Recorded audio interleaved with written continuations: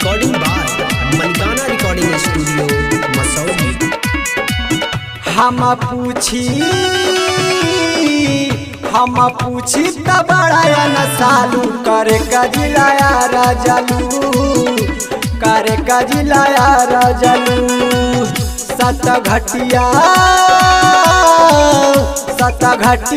गौरी कहालू करे कजिलाया राजलू करे कजिलाया राजलू भेड़ी बाजार में भेटालू करे कजिलाया राजलू करे कजिलाया राजलू।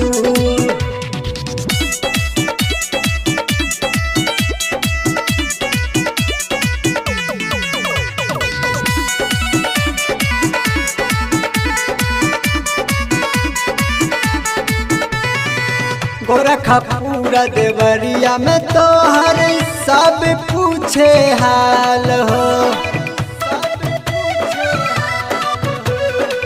नगीना जैसन लगे लखिया बास टाइल तोहार हो।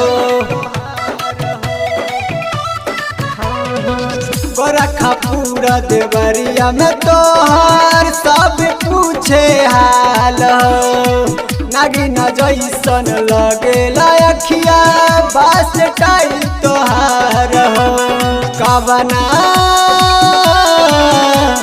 कावना जिला के आटा खालू करे कजिलाया राजलू करे कजिलाया राजलू।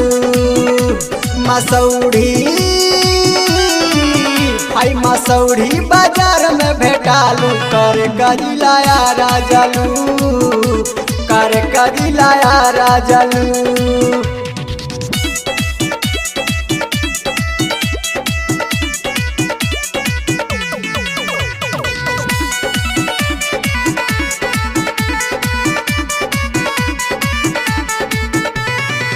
संतोष आकाश के बोलाए बेबी कहिया करई बुनेवान हो। राहुल अनिकेत पर बोलाए बेबी रखेलू हरदम ध्यान हो रखेलू हरदम ध्यान हो। संतोष आकाश के बोलाए बेबी कहिया कराई बुनेवान हो। राहुल अनिकेत पर बोलाए बेबी रखेलू हरदम ध्यान हो। पटना में घटना करैलू करे कजिलाया राजलू करे कजिलाया राजलू।